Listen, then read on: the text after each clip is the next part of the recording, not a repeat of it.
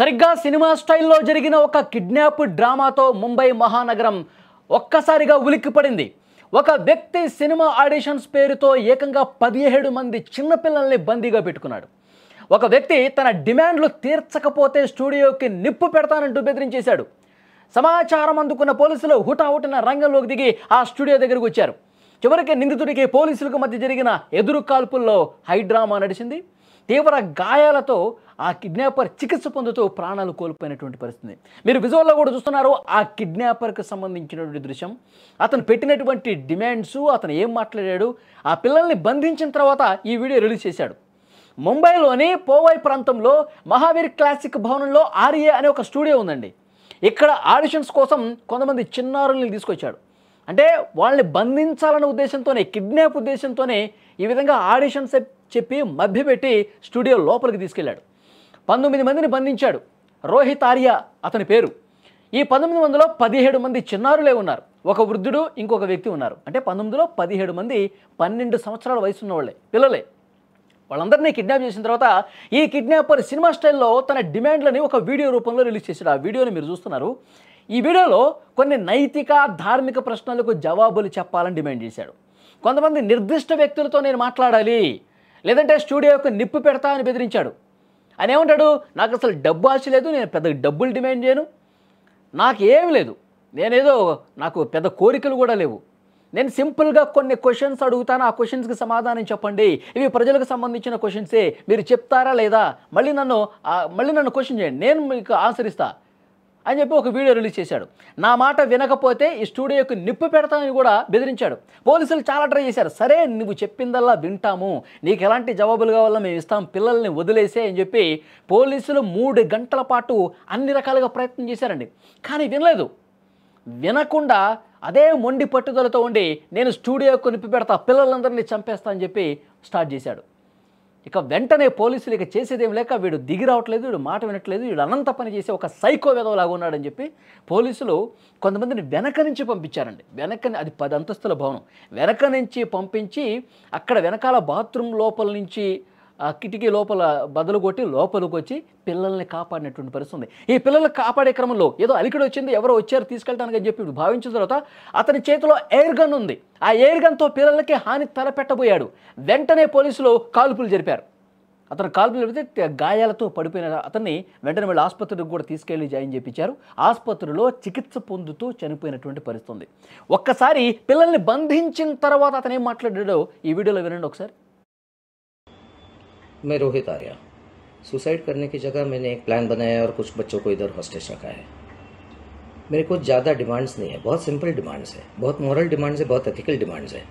और मेरे कुछ सवाल है, मुझे कुछ लोगों से बात करनी है, उनको सवाल पूछने हैं, उनके जवाब पर अगर मुझे काउंटर क्वेश्चन है तो मुझे काउंटर क्वेश्चन पूछना है, लेकिन मुझे ये जवाब चाहिए। मुझे दूसरा कुछ नहीं चाहिए। ना मैं टेररिस्ट हूँ, ना मेरी बहुत बड़ी पैसों की डिमांड है, कुछ भी पैसों की डिमांड तो है ही नहीं, इमोरल तो बिल्कुल भी नहीं है। सिंपल कॉन्वर्सेशंस करने हैं और जिसके लिए मैं इन बच्चों को हॉस्टेज लिया है। ये मैंने एक प्लान के तहत ही हॉस्टेज लिया है। लेट्स चेंज 4 मैं सच में करने वाला हूँ। अगर जिंदा रहा तो मैं करूँगा, अगर मैं मर गया तो कोई और करेगा, लेकिन होगा ज़रूर।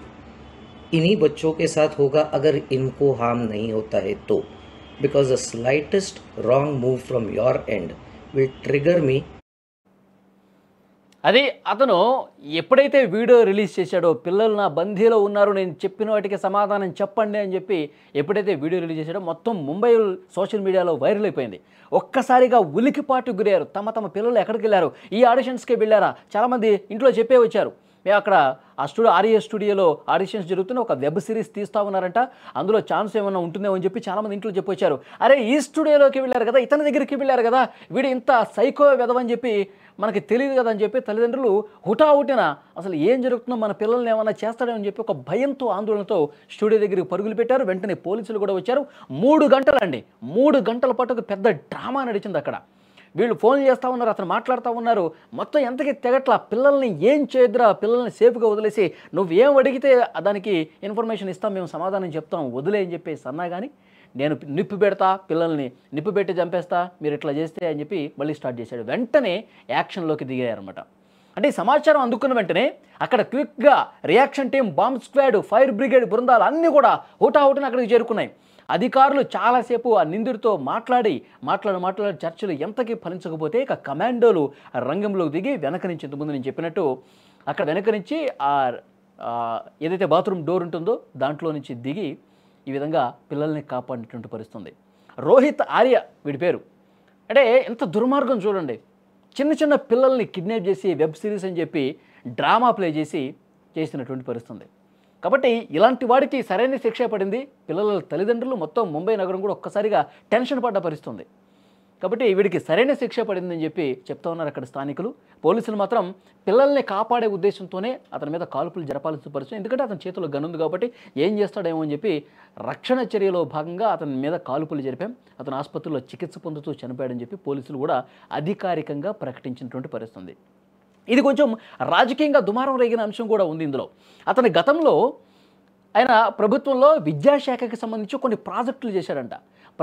గత ప్రభుత్వం నుంచి 2 కోట్ల రూపాయలు ఆయనకు రావాల్సి ఉందంట బకాయిలు. ఈ బకాయి కోసం అతను కొన్నాళ్ళుగా నిరసన కూడా తెలియజేస్తూ ఉన్నాడు. కానీ ఆ ప్రభుత్వం పట్టించుకోకపోవటం వల్ల ఈ విధంగా చేశాడు అని ఒక వర్షన్ కూడా వినిపిస్తుంది. సో ఏది ఏమైనప్పటికీ పిల్లల్ని అట్లా బంధించి కిడ్నాప్ చేసి ఈ విధంగా వీడియోల రూపంలో రిలీజ్ చేస్తాం, స్టూడియోలకు నిప్పి పెడతాం అనేది నిజంగా ఎవరు కూడా ఒప్పుకునే విషయం కాదు. చాలా దుర్మార్గంగా ఒక సైకోలాగా బిహేవ్ చేసినటువంటి పరిస్థితి. వాడికి సరైన శిక్ష పోలీసులు వేశారని చెప్తా ఉన్నారు.